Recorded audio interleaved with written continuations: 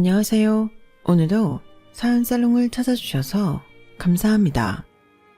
여러분은 배우자에 대해 얼마나 알고 계신가요? 저는 결혼한 지 30년이 되도록 이 인간이 어떤 인간인지 모르고 살았어요. 아니, 안다고 생각했어요. 그러니 그 모진 세월을 견디고 살았겠죠. 한 지붕 아래서 한 이불을 덮고 살았지만 이 인간이 얼마나 자신을 꽁꽁 숨기고 살았는지 저는 물론 딸아이도 이 인간의 이중적인 모습을 눈치채지 못한 채 살았네요.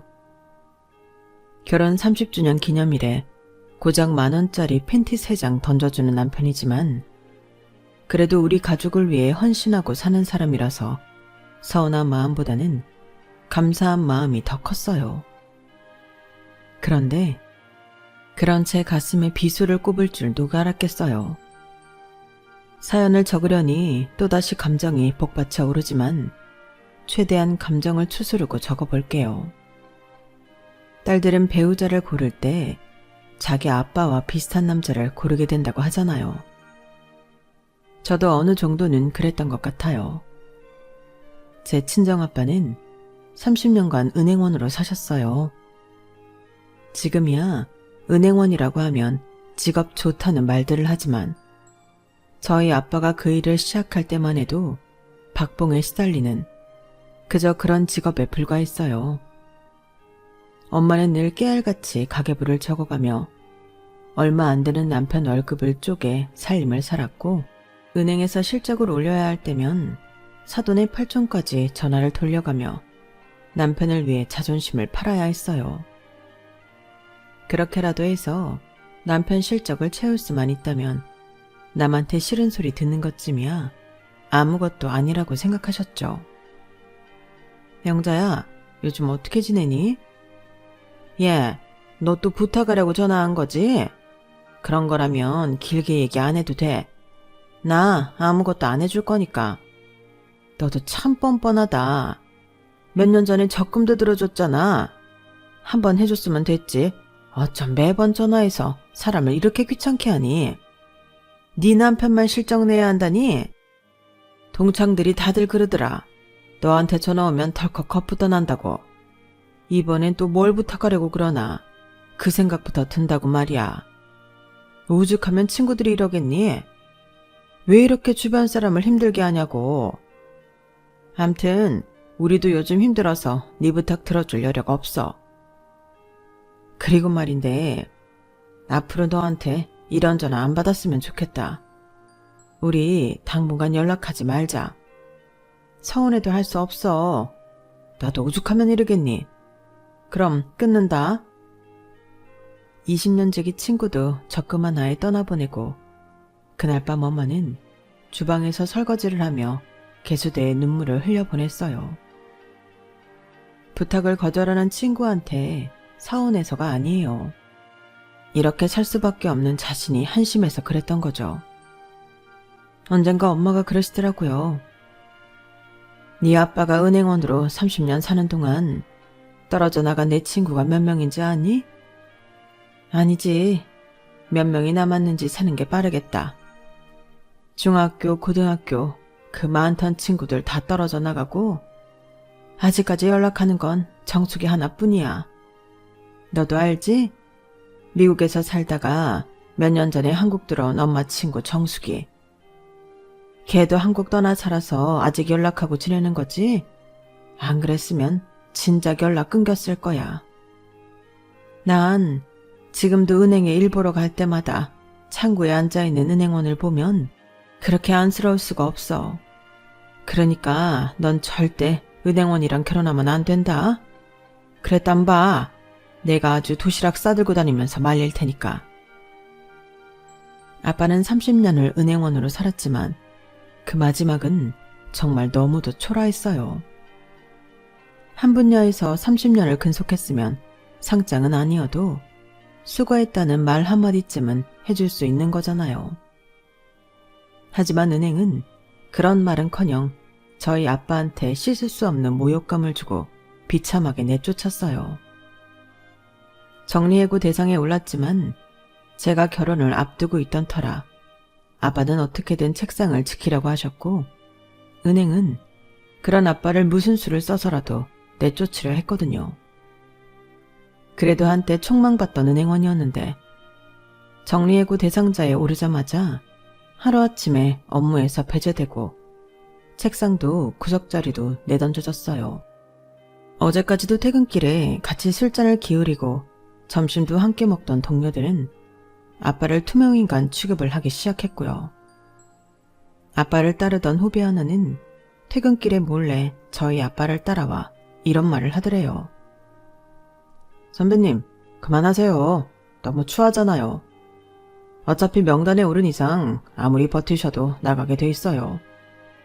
더 더러운 꼴 보기 전에 선배님 발로 나가세요. 존경했던 선배님이 더 망가지는 모습 정말 보기 힘들어요. 그날 밤 아빠는 살면서 처음으로 술에 취해 인사불성이 돼서 집에 들어오셨어요. 그리고는 엄마를 끌어안고 아이처럼 펑펑 우셨죠. 경야, 미안하다. 내가 이 정도밖에 안 되는 놈이라서 정말 미안해. 어떻게든 버티려고 했는데 상철이 녀석까지 나보고 나가라고 하니까 도저히 버틸 힘이 안 생긴다. 우리 아름이 결혼식 때까지만 자리 지켜보려고 했는데 더는 못하겠어. 미안하다. 미안해. 아내의 품에 안겨 엉엉 울던 아빠는 울다 지쳐 그대로 잠이 드셨어요. 다음날 아침 술을 얼마나 드셨는지 아빠는 지나밤 일을 하나도 기억하지 못하셨어요. 그래서 그날의 일은 꽁꽁 봉이 난 채 엄마와 제 가슴속에 깊게 묻어버렸죠. 평소처럼 아침을 준비하던 엄마는 이전과 달리 밝은 모습으로 아빠한테 그러셨어요. 여보, 오늘 은행 가서 사표 내고 와. 그냥 곱게 주지 말고 지점장 면상에 보란듯이 내던지고 오라고.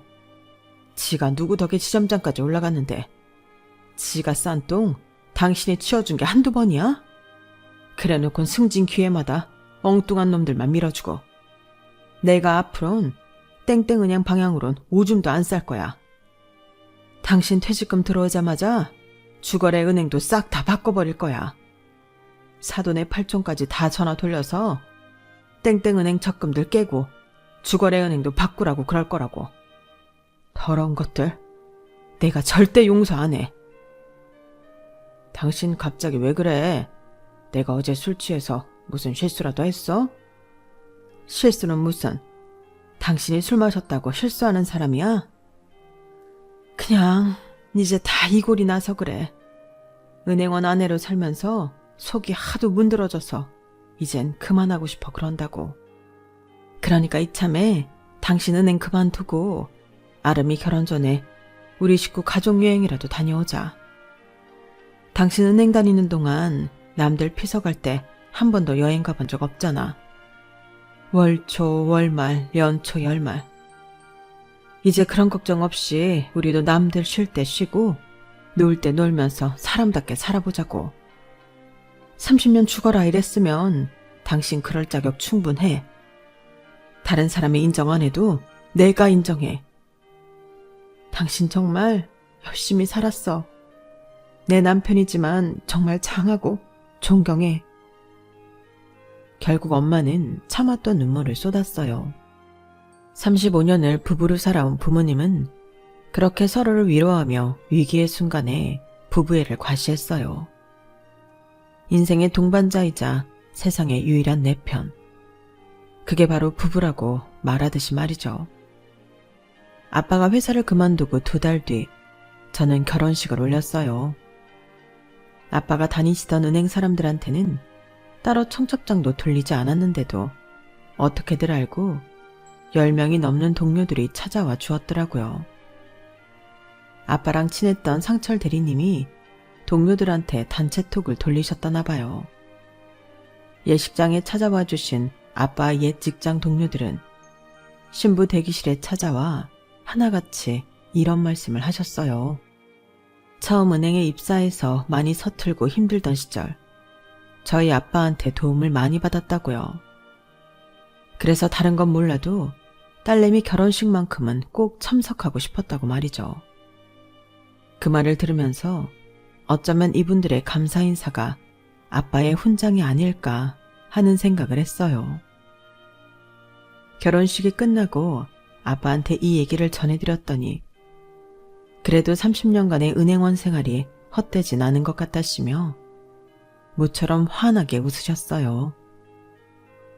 제가 남편을 선택한 이유는 바로 우리 아빠랑 닮은 구석이 많기 때문이었어요. 솔직히 융통성은 좀 떨어지고 인물도 그리 뛰어나지 않지만 뚝심도 있고 자기 일에 최선을 다하는 성실한 사람이었거든요.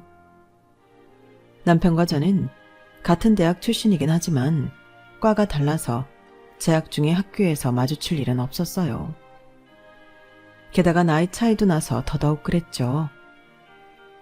남편은 호르몬이 밑에서 자란 장남이라 책임감이 남달랐어요.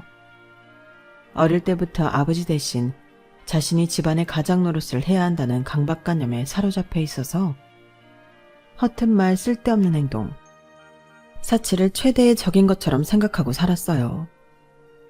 밑으로 여동생이 둘 있는데 둘 다 오빠 말이라면 껌뻑할 정도로 집안에서는 무서운 오빠이기도 했죠. 그런 남자가 저랑 소개팅을 하면서 얼마나 떨었는 줄 아세요? 음료 주문을 할 때 이름도 잘못 부를 정도로 무척이나 긴장을 하더라고요. 그때는 남편의 그런 모습이 보기 좋았어요. 사람이 순수해 보이고 미련하다 싶을 정도로 정직해 보였거든요. 별 의미 없는 제 질문 하나하나에 성의껏 대답을 하는 모습을 보니 꼭 평소 아빠를 보는 것 같더라고요. 소개팅 자리에서 이런 말을 해도 되는지 모르겠지만 그래도 솔직하게 말할게요. 저희 집에는 저를 제외하고 여자만 셋이에요. 아버지가 저 10살 때 돌아가셔서 어머니 혼자 저랑 여동생 둘을 키우셨거든요. 주위에서 그러는데 여자들은 홀어머니에 여자 형제 많은 집은 쳐다도 안 본다고 하던데 아름씨도 그런가요? 솔직히 평소 그런 생각을 해본 적도 없어서 선뜻 대답을 할 수 없었어요. 그런데 저의 그런 행동을 남편이 오해했던 모양이에요. 역시 그런가 보네요. 그럼 우리 차 마시고 바로 일어나요. 먼저 말하길 잘한 것 같네요. 그게 아니라 저는 지금까지 살면서 한 번도 그런 생각을 해본 적이 없어요. 바로 대답 못해서 오해를 하시는 것 같은데 전 상관없을 것 같은데요.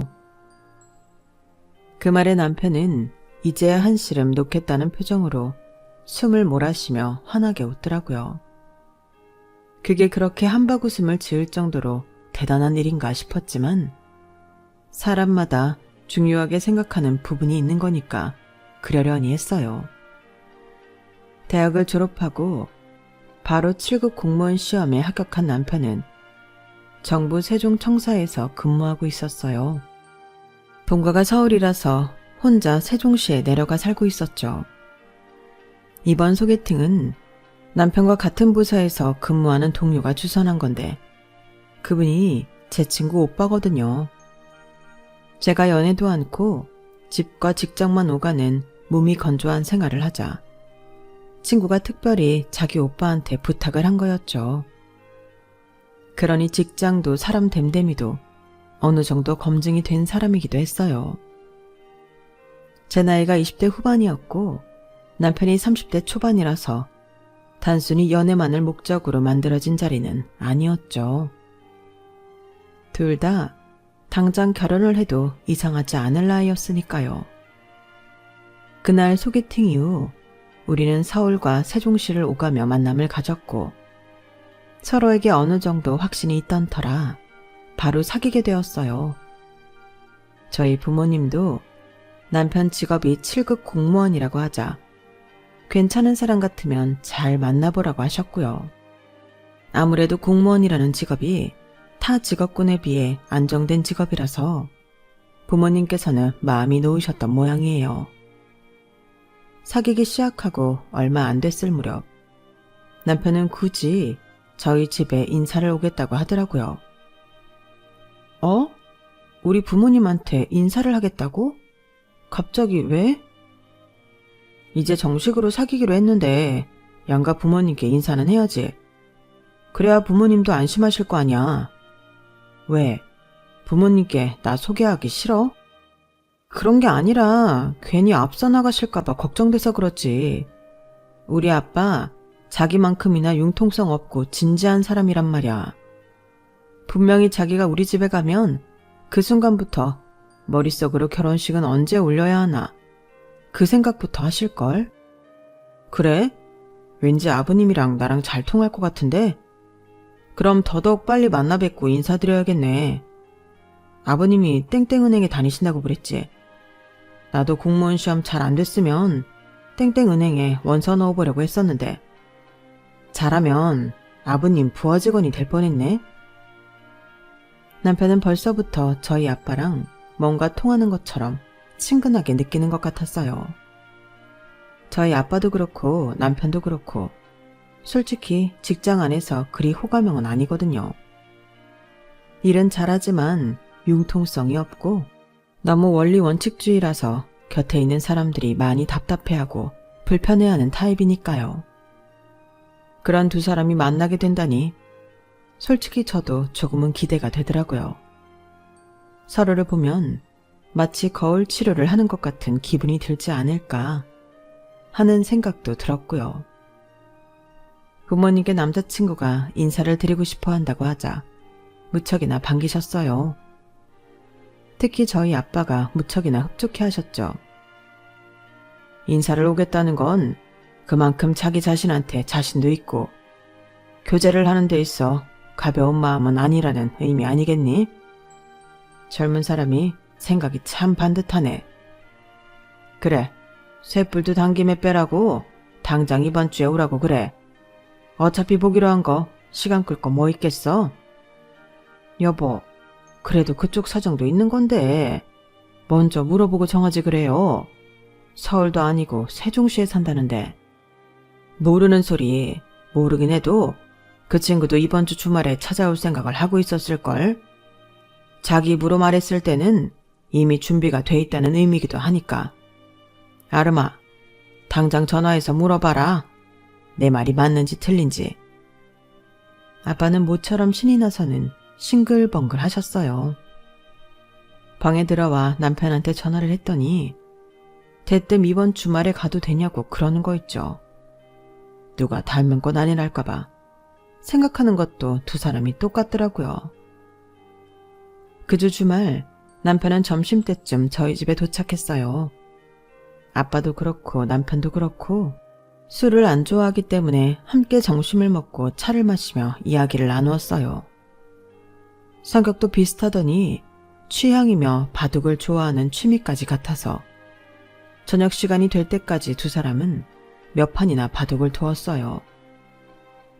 1대2로 아빠가 한 판 더 이기긴 했지만 남편이 돌아가고 아빠가 그러시더라고요. 아까 그 친구가 마지막 판은 일부러 져주더라. 융통성이 없는 녀석일 줄 알았는데 그래도 사회생활을 해봐서 그런가? 영 맹탕은 아니야. 아름아, 아빠는 그 친구가 마음에 드는데 너는 어떠니? 물론 마음에 드니까 사귀는 걸 테지만 결혼까지 생각하고 있는지 궁금해서 그래. 아빠가 세상을 살아보니까 잘나고 똑똑한 놈들보다 우직한 사람이 결국엔 빛을 보더라. 모르긴 해도 그 친구랑 결혼하면 여자 문제로 고생을 하거나 엄한 데 투자해서 빚더미에 앉는 일은 없을 것 같아. 물론 그런 걸로 신랑감을 고르는 건 조금 그렇지만 그래도 남자는 일단 자기 가정에 충실하고 허튼 짓 하지 않는 게 최고라고 생각한다. 아직 사귄 지 얼마 안 돼서 결혼 얘기까지 꺼내기는 그렇다면 그래도 어느 정도는 염두에 두면서 만나도록 해. 아빠는 이미 사윗감으로 받아들일 마음이 있는 것 같았어요. 하지만 아빠와 달리 엄마는 뭔가 마음에 안 들어하는 눈치였어요. 그때는 그런 엄마가 내심 야속했는데 지나고 보니 엄마가 사람을 더 잘 봤던 것 같네요. 찬민이라는 그 친구 말이야. 정말 네 맘에 들긴 하는 거니? 지금은 사귄 지 얼마 안 돼서 네가 제대로 판단을 못하는 걸 수도 있잖아.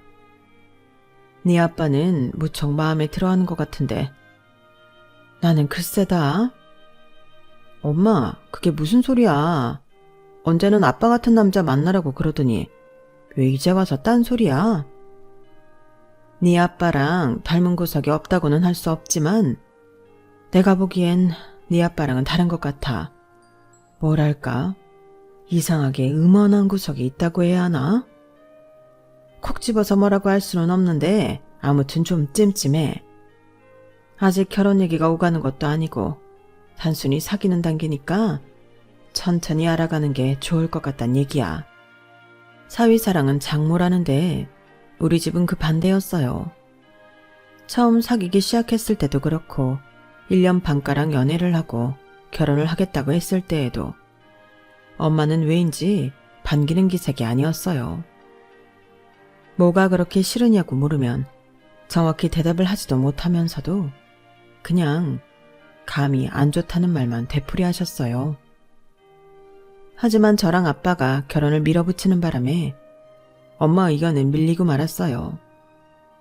앞에서 말했듯이 제 결혼을 앞두고 아빠가 정리해고 대상에 오르면서 아빠 걱정을 하느라 제 결혼에 소홀할 수밖에 없었던 것도 이유라면 이유일 거예요. 아빠는 제 결혼식 때 이미 퇴사를 한 상황이었지만 제 남편한테는 굳이 알리지 않았어요. 솔직히 말하자면 일부러 알리지 않은 거죠.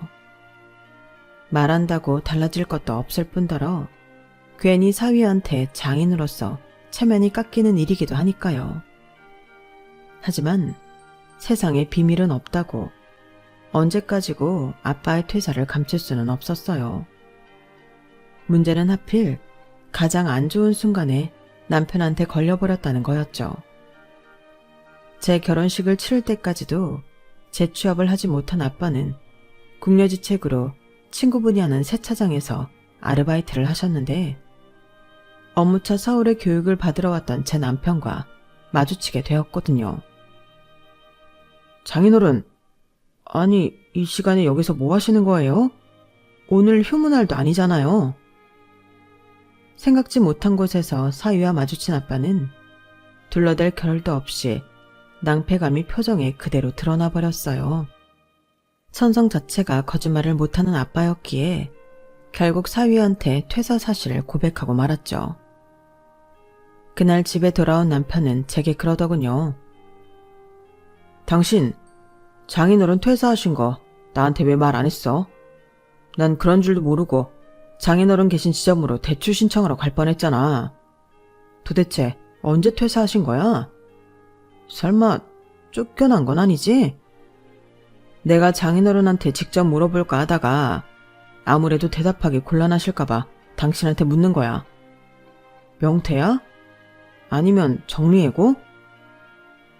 아빠가 정리해고 당한 게 아빠 잘못은 아니었는데도 남편의 그 물음에 마치 죄짓다 들킨 사람처럼 심장이 쿵쾅거리고 입술이 말랐어요. 어차피 알게 된 거 더는 묻지 말아줬으면 했지만 남편은 제가 진실을 말할 때까지 물러설 기미를 보이지 않았어요. 결국 제 입으로 아빠의 정리해고 사실을 이실직고 하게 되었죠. 그러자 남편은 충격을 받았는지 아무 말도 않더라고요. 그리고 며칠 뒤 남편은 저도 모르게 서울로 올라가 저희 아빠를 만나고 왔어요. 그 사실은 한 달쯤 뒤 엄마를 통해 전해 들어서 알 수 있었죠. 아름아, 내가 김서방을 오해했었나 보다. 너도 알지? 아빠가 지난달부터 새로 일 시작한 거. 글쎄, 그게 김서방이 소개해준 곳이라는구나. 네 아빠가 이번에 첫 월급 받으면서 김서방한테 선물이라도 해야겠다면서 그 얘기를 하지 뭐니. 진작 말했으면 나라도 인사치레 했을 텐데 말이다. 그래서 말인데 언제 김서방이랑 집에 좀 들러. 그동안 못한 장모 노릇 이번에 확실히 해줄 테니까. 엄마한테 그 얘기를 전해 듣기 전까진 그런 사실을 까맣게 모르고 있던 저는 엄마만큼이나 놀랐어요. 사실 남편이 저희 아빠 퇴사 사유를 물을 때만 해도 기분이 좋지 않았거든요. 마치 취조당하는 기분이 들었으니까요. 그런데 그렇게 집요하게 몰아댄 이유가 아빠 재취업에 도움을 주려고 그랬던 거라는 걸 알게 되자 되려 미안해졌어요. 그래서 그날 퇴근길에 평소엔 비싸서 잘 못 사먹는 2플러스 한우를 사들고 집으로 갔어요. 오랜만에 남편 몸보신이라도 시켜줄 요량으로요. 그런데 아름아, 너 왜 이러니? 우리가 지금 한우로 기분 낼 형편이야? 아파트 대출금 갚으랴, 청약 부으랴, 매달 들어갈 돈이 한두 푼이 아닌데 왜 이렇게 정신을 못 차려? 장인어른 취직시켜드린 일로 이러는 거라면 나 이런 거 안 받아도 돼. 뭐 바라고 한 일 아니니까. 알았어. 다시는 안 그럴게. 그래도 기왕 사온 거니까 오늘은 맛있게 먹자. 이거 생활비에서 산 거 아니고 내가 번 부수입으로 산 거란 말이야. 그러니까 화는 그만 내세요. 그간 남편한테는 말은 안 했지만 아빠가 실직을 하신 이후 저는 퇴근 후에 투잡을 뛰었어요. 사실 거창하게 투잡이라고 할 것도 없는 간단한 문서 작업 일이었지만 그래도 직업 외에 수입을 창출하는 일이니까 투잡은 투잡인 셈이었어요. 그날 이후 저는 제 남편을 달리 보게 되었어요.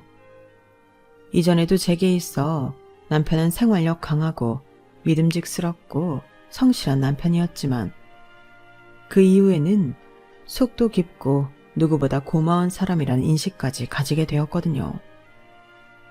그래서 저를 곱게 봐주지 않는 얄미운 시어머니와 시누이들한테도 어떻게든 다가가려고 노력하게 되었어요. 남편이 내 부모한테 헌신적으로 하는 만큼 저도 그래야겠다는 생각이 들었거든요. 하지만 이런 결심을 매번 수포로 돌아가게 할 만큼 저희 시댁 식구들은 저희 부부한테 골칫거리였어요. 어머님은 벌이는 얼마 안 되시면서 남들 하는 건 다 하고 살고 싶어 하는 분이셨고 두 시누이는 일 안 하고 돈 많은 남자 몰아서 인생 역전하는 게 지상 최대의 과제인 것처럼 생각하는 사람들이었거든요. 저런 집에서 어떻게 내 남편 같은 사람이 나왔을까 의아할 정도로 남편과는 완전 다른 사람들이었죠. 이날 이때까지 저희가 물어드린 어머님 카드값이 얼마인지 모를 정도로 어머님은 뒷일은 생각도 않고 일단 저지르곤 하셨어요. 한 번은 이런 일도 있었어요.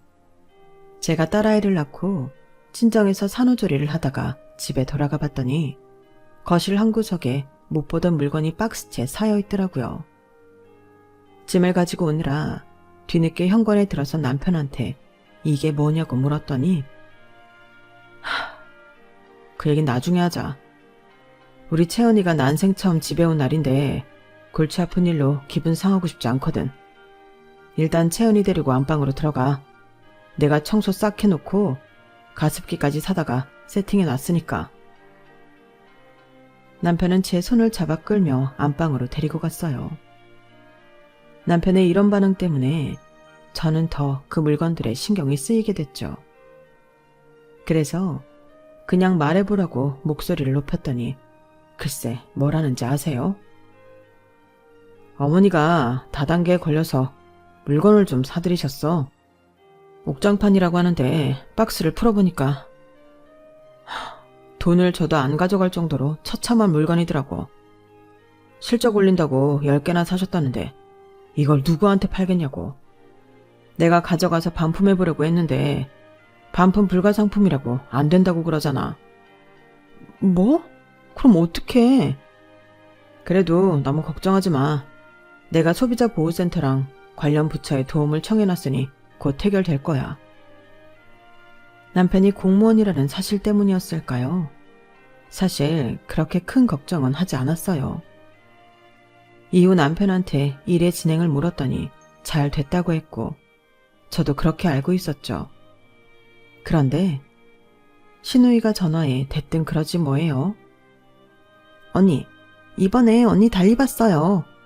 난 언니 성격에 이혼한다고 난리 칠 줄 알았는데 어떻게 그걸 참아요? 사실 말이 났으니 말이지 이날 이때까지 오빠가 엄마 때문에 돈 날린 게 한두 번이 아니거든요. 오빠야 자식이니까 그러려니 하지만 언니는 따지고 보면 남인데 그걸 참아주다니 정말 대단해요. 이번에도 좀 심하긴 했죠?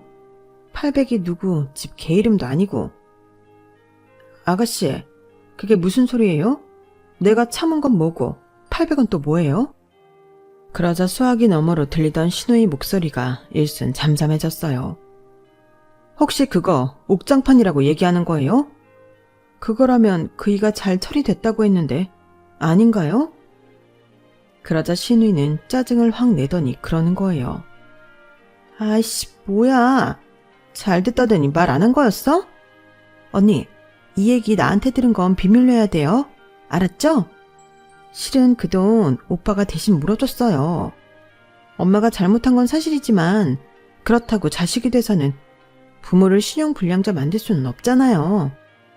그러니까 잘 됐다는 남편의 말은 시어머니 일을 우리 돈으로 잘 처리했다는 얘기였던 거예요. 그날 밤 퇴근하고 돌아온 남편한테 그 일을 따졌더니 대뜸 그러더라고요. 당신 출산하고 얼마 안 돼서 힘들 텐데 이런 일로 힘들게 하고 싶지는 않았어. 나도 잘 처리될 줄 알았는데 이게 그렇게 간단한 일이 아니더라고. 업주는 이미 사업 철수하고 해외로 뜬 뒤라서 보상받기 힘든다는 얘기를 들었거든. 그래도 경찰에 신고를 해뒀으니까 업주가 차후에라도 입국하면 바로 잡을 수 있을 거야. 여보, 우리 돈 800이 어떻게 안 돼. 그러니까 나 믿고 조금만 기다려줘. 알았어. 암튼 업주가 한국에 입국하면 그때는 돈 받을 수 있긴 한 거지? 평생 전 세계를 떠돌지 않는 이상 한 번은 들어오게 될 거야. 그러니까 그 돈은 적금 들어놨다 생각하고 기다리자. 속에서는 천불이 났지만 일단은 남편 말에 따르기로 했어요. 저라고 생돈 800이 날아갔는데 왜 안 아까웠겠어요. 그 돈은 남편 혼자 번 돈도 아니고 임신 8개월까지 직장생활 해가며 저도 함께 모은 돈인걸요. 며칠 뒤 친정엄마가 반찬을 싸들고 집에 오셨길래 그 얘기를 했더니 엄마가 그러시는 거예요. 그래도 김서방한테 너무 뭐라고 하지는 말아라. 너도 너지만 본인 속은 오죽하겠니? 네 시어머니는 밉지만 그래도 김서방 생각하면 참아야지 어쩌겠어. 네 아빠 은행에서 나오고 지금 회사에 들어갈 수 있었던 건 누가 뭐래도 김서방 덕분 아니니? 그 덕에 너도 우리 걱정 안 하고 살 수 있는 거고.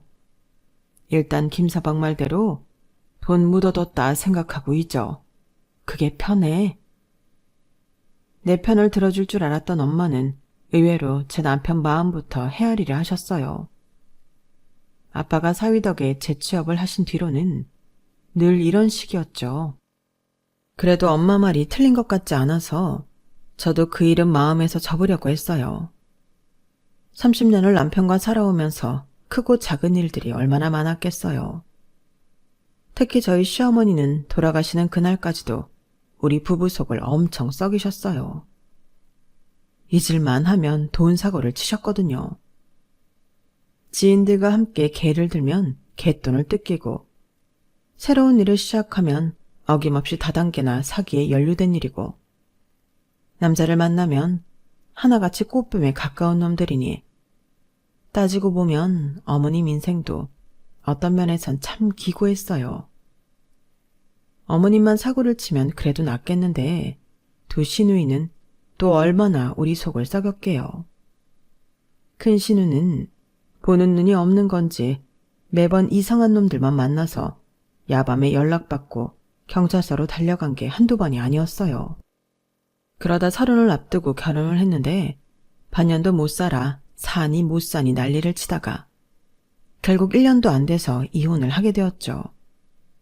그 후로도 남자 문제로 시끄러웠는데 지금은 재혼해서 베트남 호치민에서 살고 있어요. 작은 시누이는 그나마 속을 덜 썩인 축에 속해요. 자기 언니처럼 남자 문제로 힘들게 하지도 않았고 어머님처럼 돈 문제로 우리를 괴롭히지도 않았으니까요. 다만 성격이 어두워서 사람들과 잘 사귀지 못하고 늘 혼자 지낸다는 게 문제였죠. 그러다 보니 취직할 때도 얼마나 힘들었나 몰라요. 다행히 작은 회사에 격리로 들어가서 자기 밥벌이는 하고 사니 다행이긴 했죠. 30년이란 시간이 흐르는 동안 남편은 정말 한결같이 가정에 충실하고 든든한 가장이자 아빠로 살았어요. 제 친정 아빠가 세상을 떠나셨을 때도 남편은 상주 노릇을 해주었고 저희 엄마가 요양원에 들어갈 때도 남편이 저를 대신해 모든 수속을 다 밟아주었어요. 그래서 조금도 의심을 하지 않았어요. 내 남편의 본 모습에 대해서는요. 남편과 살면서 특별히 기념일을 챙기고 산 적은 없었어요. 그럴 형편도 아니었고 무엇보다 언제 어떤 일이 터질지 모르기 때문에 가급적 덜 필요한 지출은 막아야 했거든요. 그러다 보니 결혼 30주년이 되었어도 큰 기대는 하지 않았어요.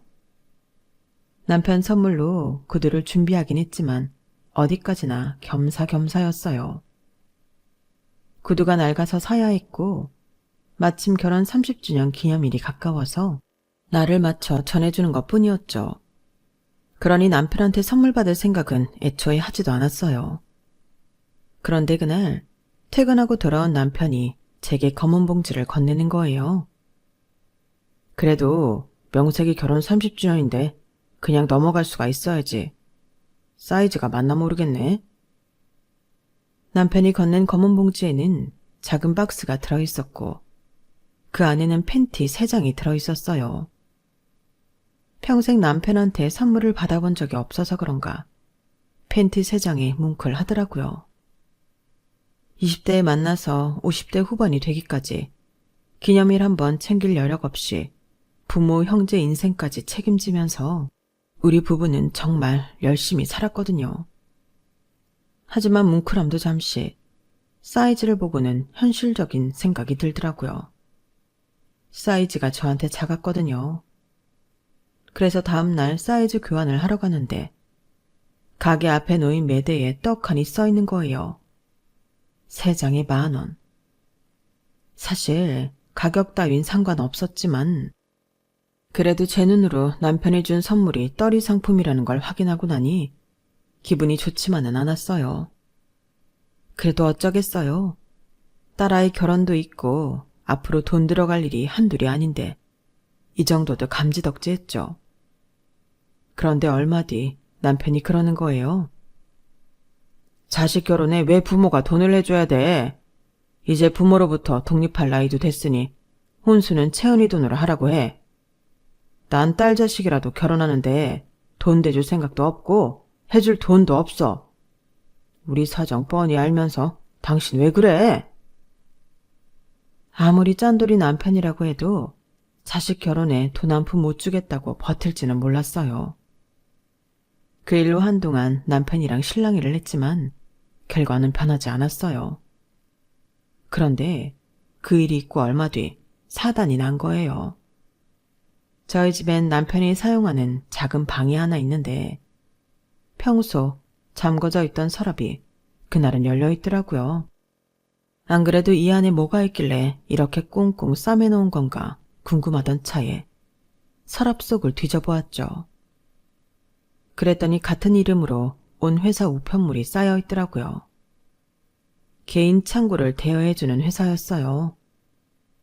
우편물에는 창고 임대 만료 및 연장에 대한 내용이 적혀 있더라고요. 남편은 10년 가까이 이 회사 소유의 개인 창고를 임대에 쓰고 있었어요.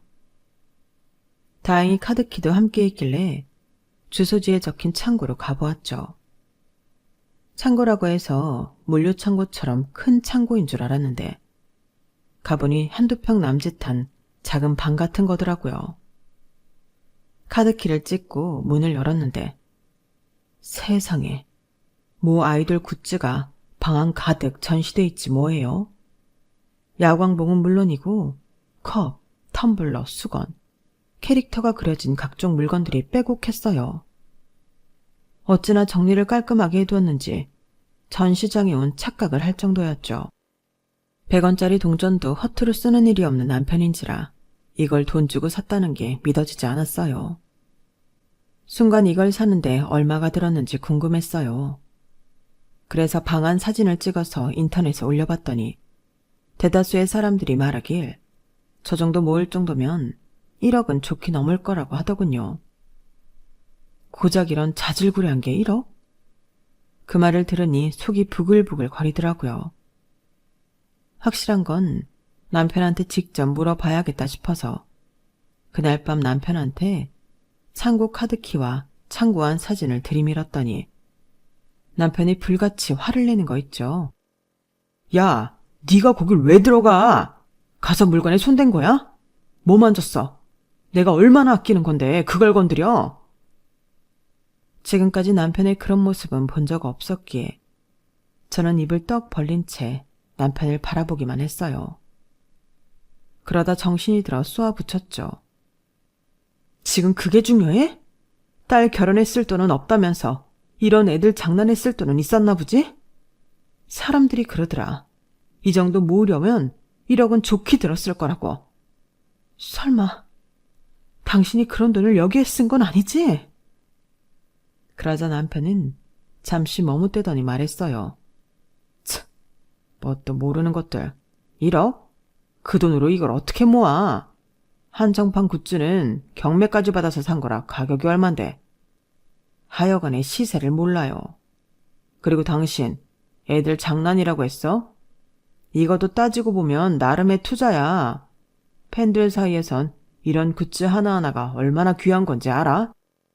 내가 모은 것 중 몇몇은 지금이라도 당근에 내놓으면 곱절을 주고 사겠다는 사람도 널렸다고. 아니, 비단 가격이 문제가 아니야. 암흑 같은 내 인생을 밝혀준 애들이라니까. 그러니까 이건 단순히 굿즈가 아니라 내 인생의 은인이나 마찬가지야. 잘 알지도 못하면서 천박하게 돈으로 따질 생각만 하다니. 이래서 당신은 안 되는 거야. 완전 반 미친 사람처럼 떠들어대는데 이 사람이 아는, 내가 아는 그 짠돌이 남편이 맞나 싶었어요. 결국 그날 남편을 통해 그간의 지출 내역을 들을 수 있었고 그 금액은 제가 생각했던 것 이상이었어요. 굿즈를 비롯해 아이돌한테 선물한 조금 금액까지 합하면 총 금액이 1억이 훌쩍 넘었거든요. 그런데 웃긴 건 그 다음이었어요. 말이 났으니 말인데 채은이 결혼식 말이야. 어쩌면 나는 참석 못할지도 모르겠어. 그때 방콕에서 콘서트가 열릴지 모른다는 얘기가 있어서 말이야. 컴백 무대라서 이번만큼은 꼭 가야 돼. 지금 해체 얘기도 있어서 마지막 콘서트가 될지 모른다고. 뭐? 이 인간이 미쳤나? 지금 딸 자식 결혼식에 빠지고 아이돌 콘서트 가겠다는 거야? 당신 제정신이야? 당신 내가 아는 김찬민 맞아? 100원짜리 동전 하나에 벌벌 떤던 그 사람 맞냐고. 여보, 제발 정신 좀 차려. 나 멀쩡해. 그리고 지금까지 당신이 나를 어떻게 봐왔는지 모르겠지만 난 처음부터 지금의 내 모습이었어. 효자 아들 같은 사위, 가정밖에 모르는 남편이자 아빠.